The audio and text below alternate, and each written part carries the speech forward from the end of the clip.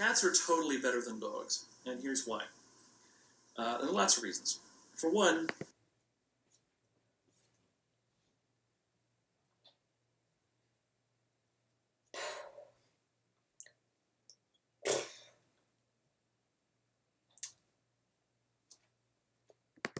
a dog is loud. It's really noisy, okay? And every time someone comes to your house, the dog freaks out and is like, ah, what's going on? Why is there someone here? I don't like that person. I don't know them. Blah, blah, blah, blah, blah.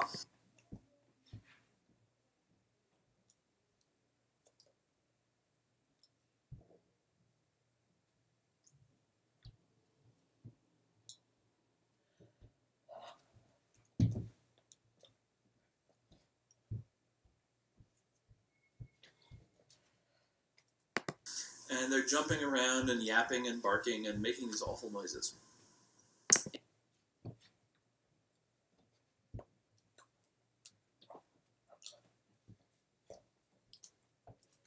And probably scaring children if children are visiting. Okay, why else? Pooping. Okay.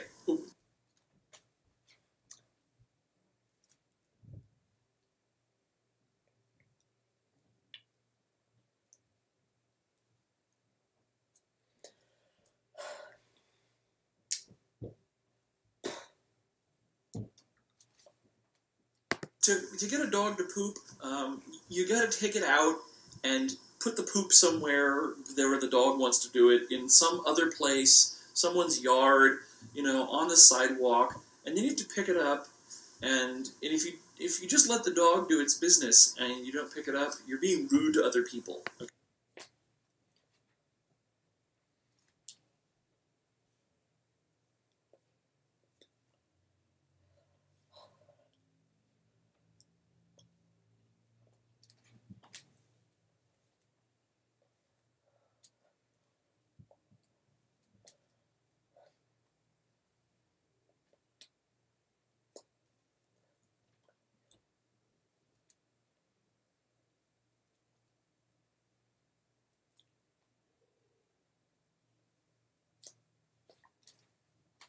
Okay.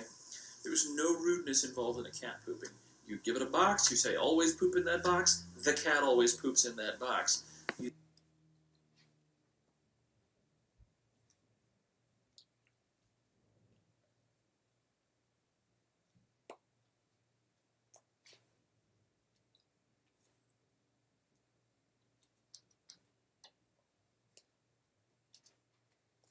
You scoop it up, you take care of it, you throw it away. No one is bothered if you don't do that. I mean, other than you. Okay.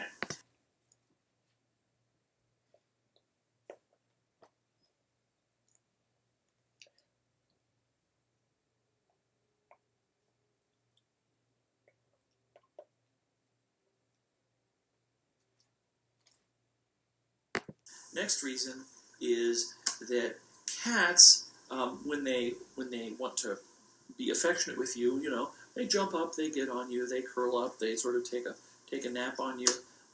Nobody's bothered by this. But when a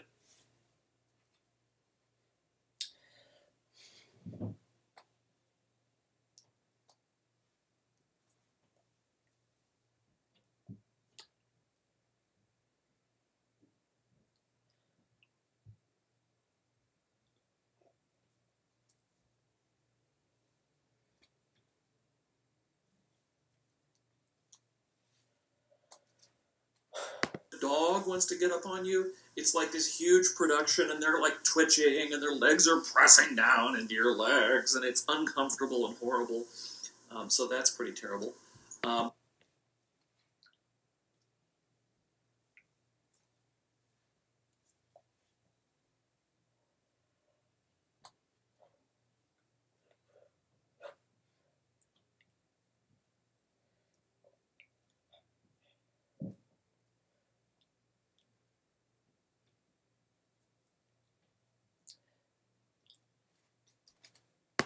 Dogs smell awful.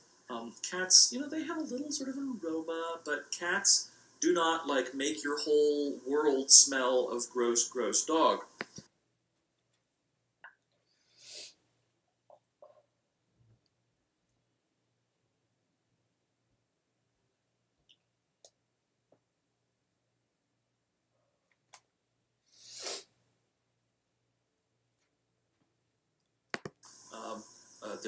Cats drool does not smell gross when they drool on you, which they don't very much. It's not like a mastiff. For these and many other reasons, I would say that cats are really just far, far superior, and they're prettier too. Did I mention that?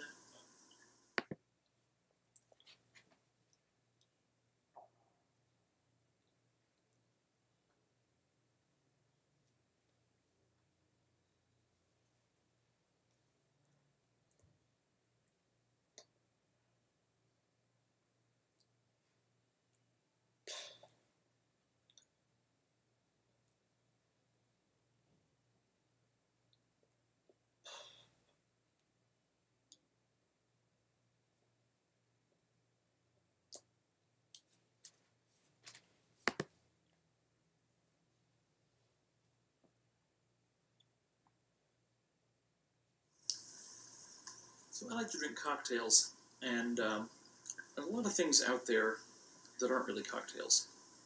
Mixed drinks, that's fine, but there is a very specific definition to what is a cocktail.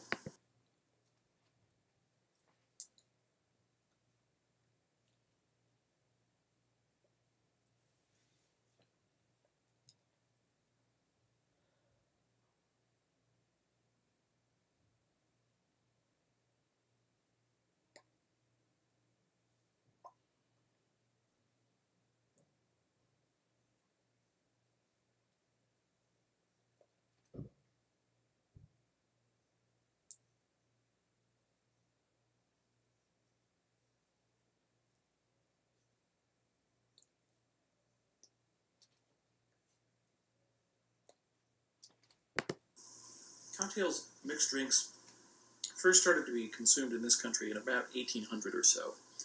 And initially there was just one kind of cocktail. There was a drink called a cocktail, and it's now what's called an old-fashioned.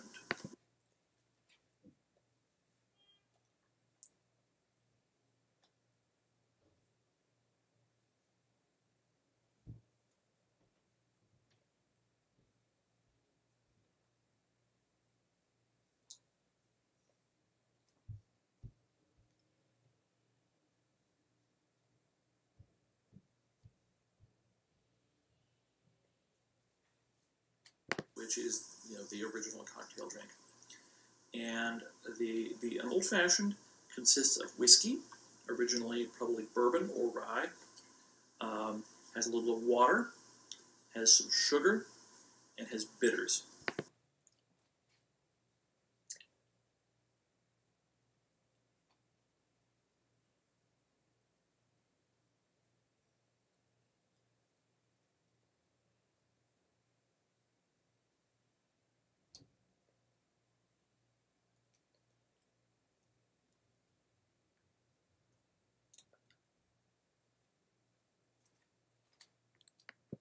And bitters is an aromatic concoction made of herbs and some fruits, fruit peels, and things like this, steeped over a very long time in an alcoholic base.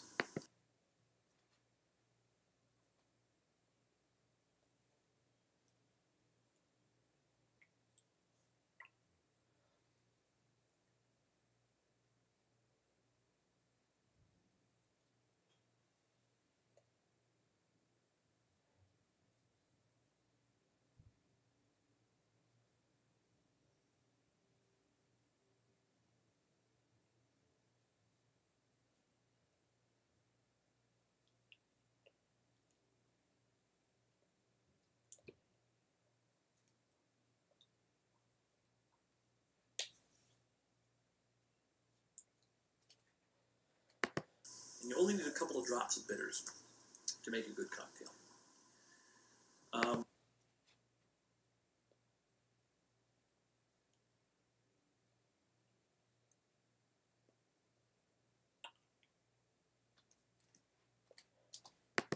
In an old-fashioned, the sugar and the water are usually combined now into a syrup, like a simple sugar syrup. But originally, a drink that did not have a base spirit, sugar, water, and bitters was not a cocktail.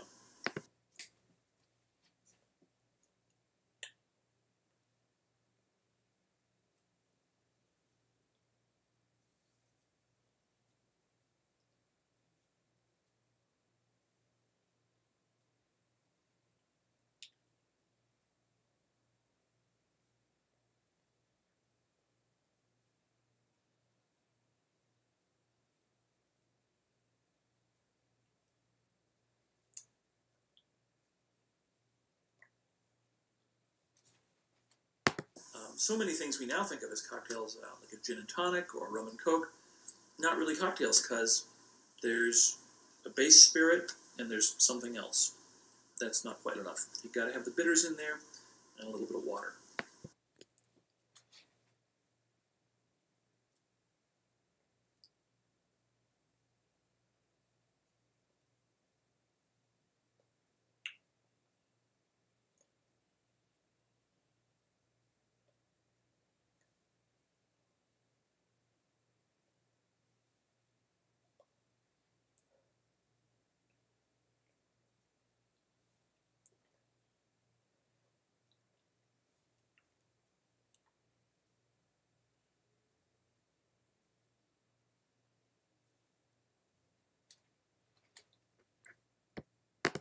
So next time you're ordering a cocktail, you really want to have a cocktail the proper way.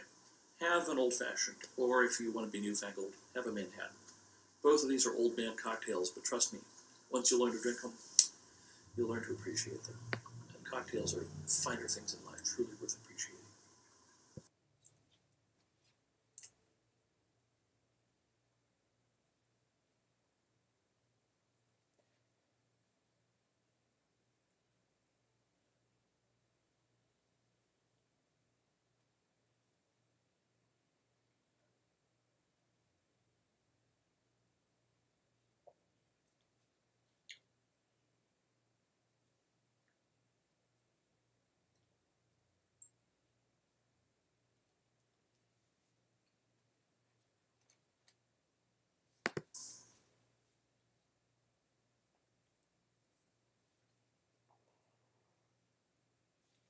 When recorded music first became popular, the first major way of distributing music was on cylinders, which were about the size of this soda can.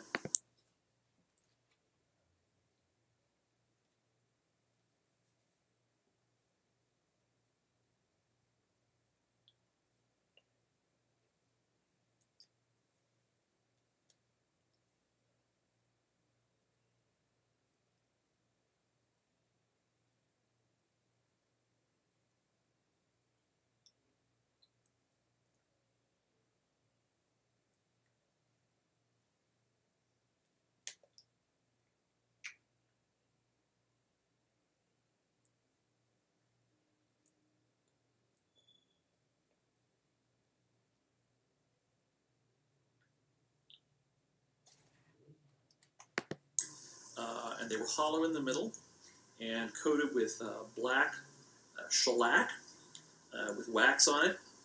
And there was a groove curved around, spiraling around, and going down and down and down and down and down.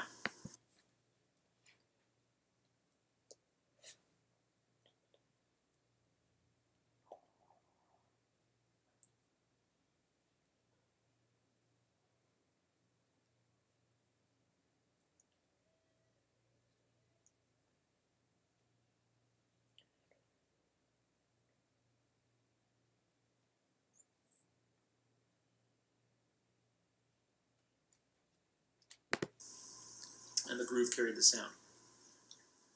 Eventually, it was decided that a different format was cheaper and easier to store, and that was the flat the flat circular record. Uh,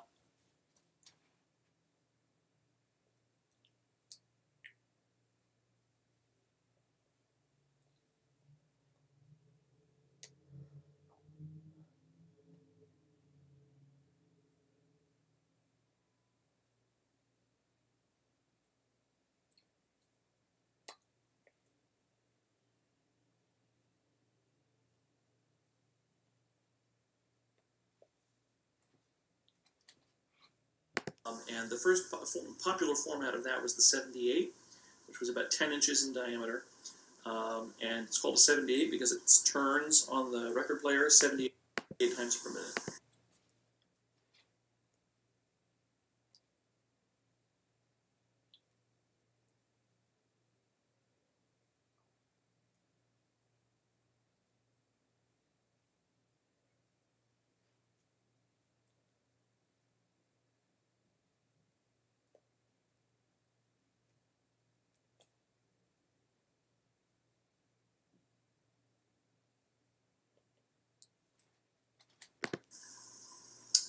could get about 3.5 to 4 minutes of sound onto each side.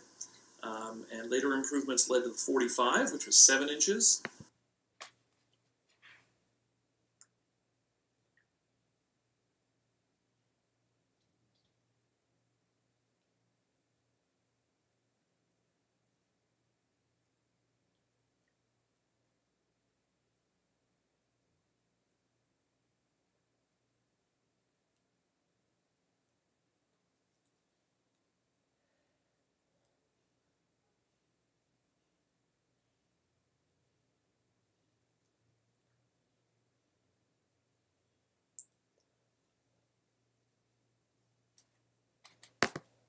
And likewise carried 3 to 4 minutes of sound on each side. Much lighter in weight, easier to store, easier to transport.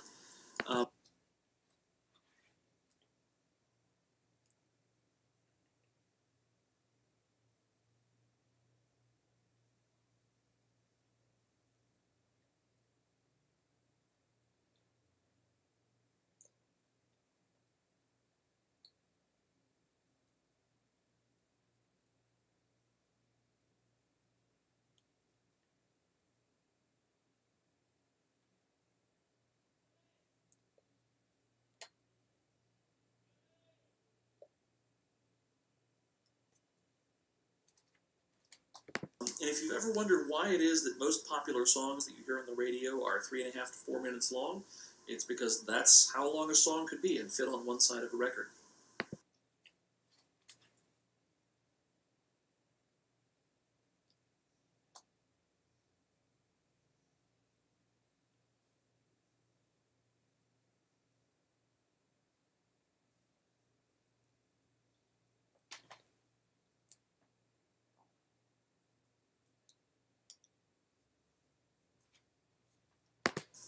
In the 1960s, 50s and 60s, the more popular format became the 12-inch album, which called the LP, the long playing, and that takes about 20 or 25 minutes of sound on either side. So you can get a 40 or 50 minutes of sound on that. Get a nice collection of 8 or 10 songs.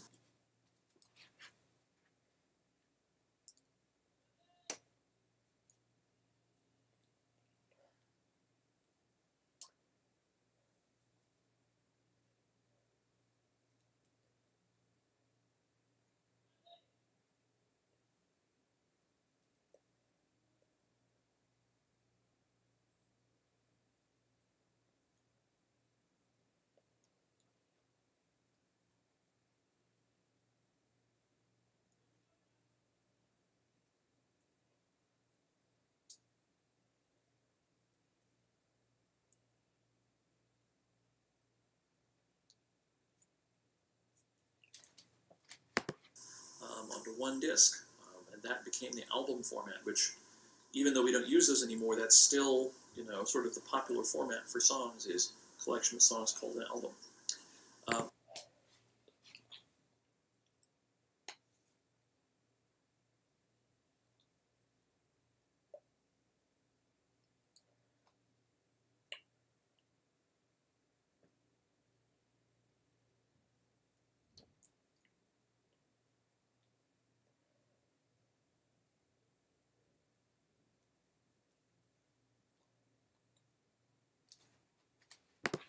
But for years, the classical music labels wanted a disc that you could put Beethoven's Ninth Symphony on, which is too long to fit on that. It's over an hour.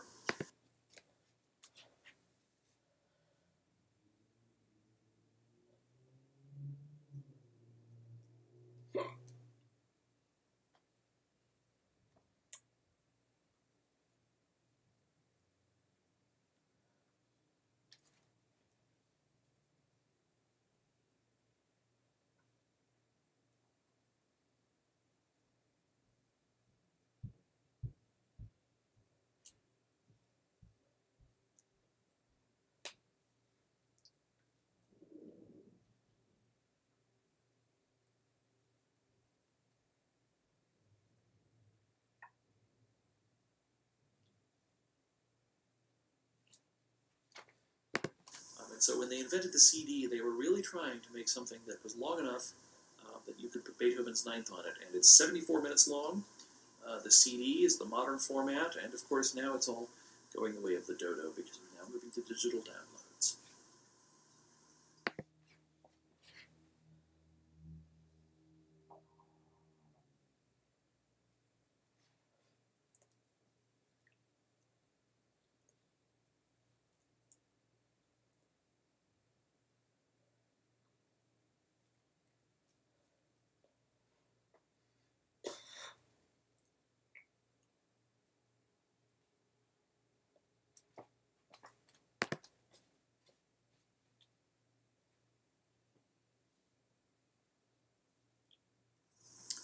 When I was in high school, between my junior and senior years, I went on an exchange trip to Germany with most of the kids in my German class.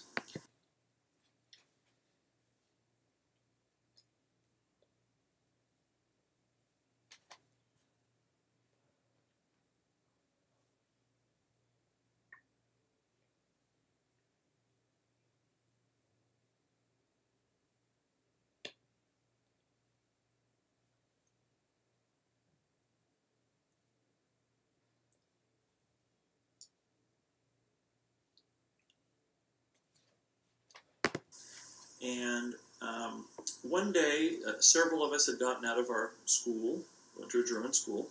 We got out of school and we were hanging around the town center and trying to figure out what we were going to do. And we all needed money, so we went to the bank to cash in our traveler's checks, and we got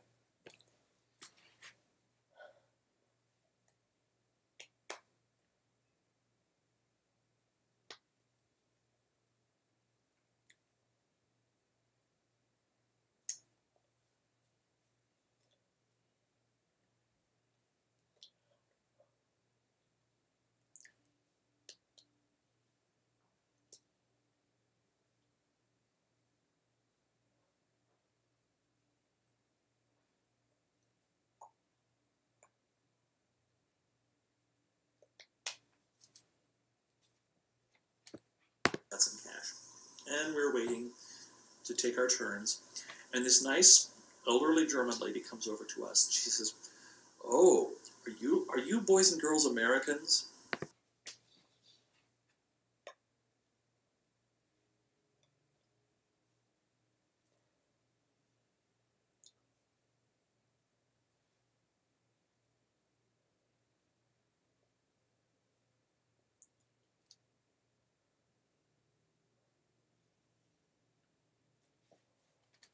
And we said, "Yes, we are." And she said, "Oh, that's so wonderful. Well, here, I want you to have a good time today." And she gave us 100 marks, which was about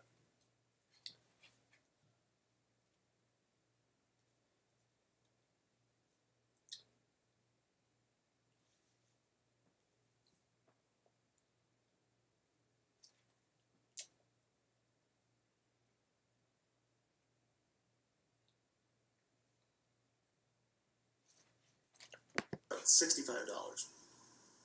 Well, my friends all decided that what they wanted was a good American pizza.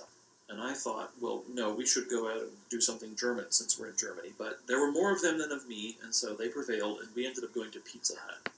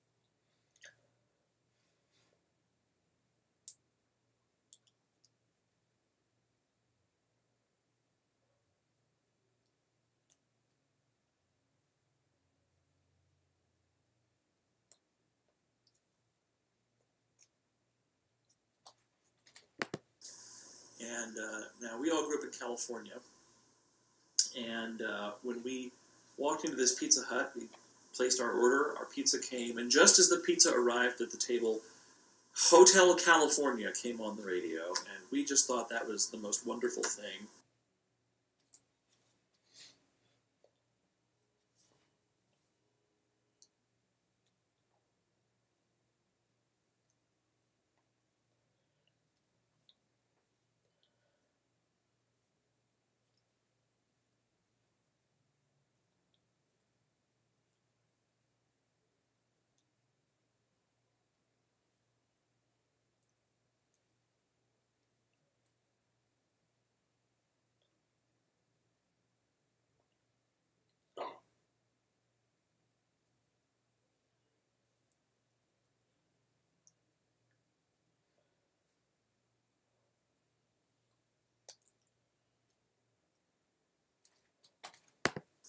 Because it reminded us of home. And so we sat there and ate our pizza and listened to Hotel California. And with our 100-mark note, at the end of the meal, our bill came out to be 99 marks and 95 pfennigs. So we had 5 pfennigs left over, and we felt like we just had the perfect afternoon.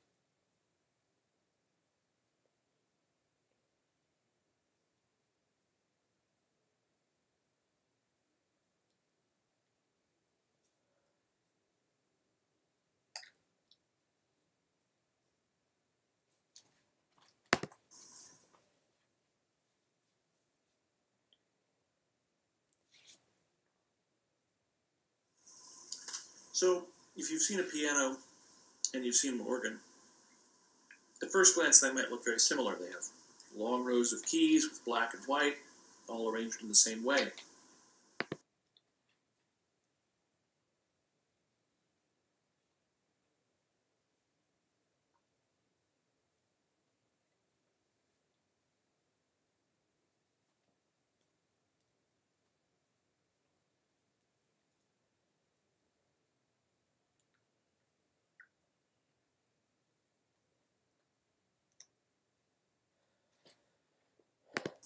But you've probably noticed that an organ is usually somewhat more complicated than a piano.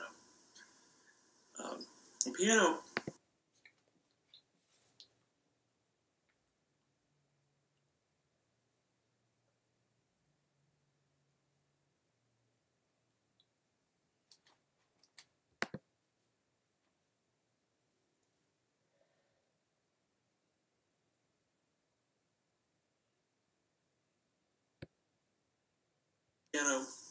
and you've seen an organ, at first glance they might look very similar. They have long rows of keys with black and white, all arranged in the same way.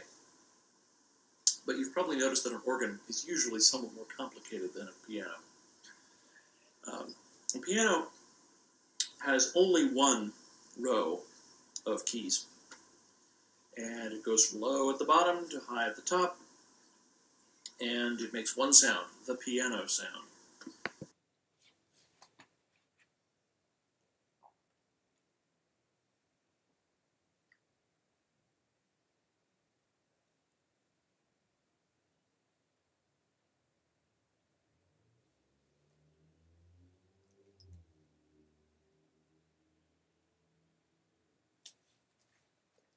It's a beautiful sound, but there's only one sound. An organ has usually 2, 3, 4, maybe even 5 separate keyboards. Has a set of pedals down below with all of the notes on them.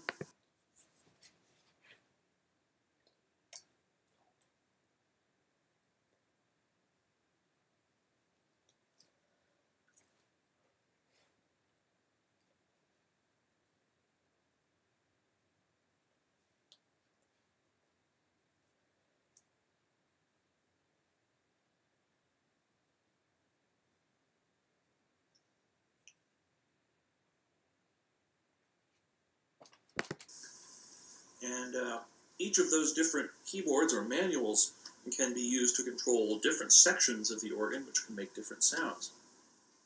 There are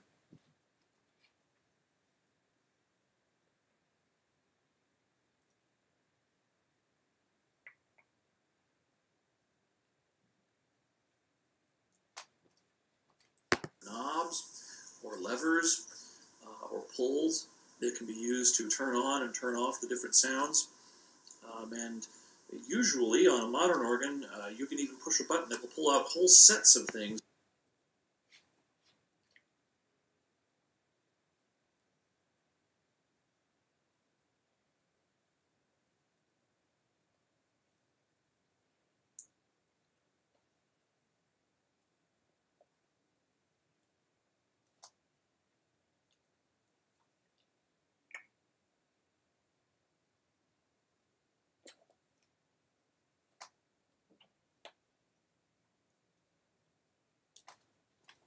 Pre-programmed so that you can get certain combinations of sounds at certain times.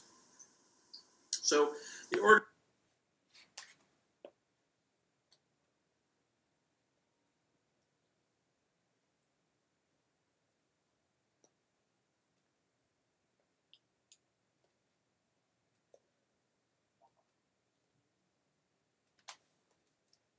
can make all kinds of sounds, but a piano can only make one sound, which is, the piano sound.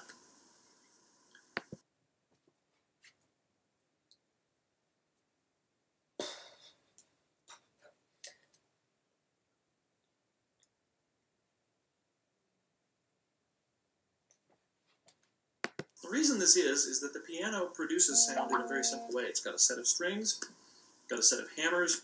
The hammer beats on the string when you push the key, sound comes out, that's everything.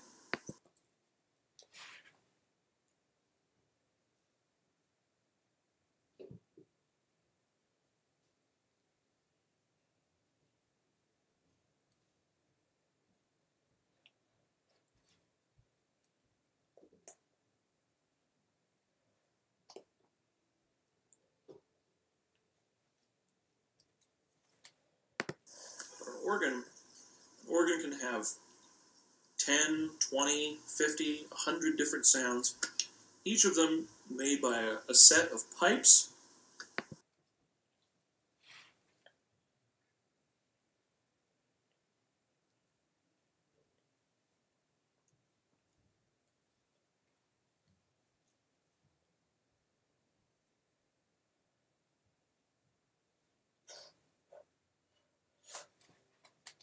of different sizes to make different notes, but the shape, the texture, the proportions, and the composition of each pipe makes a different sound. So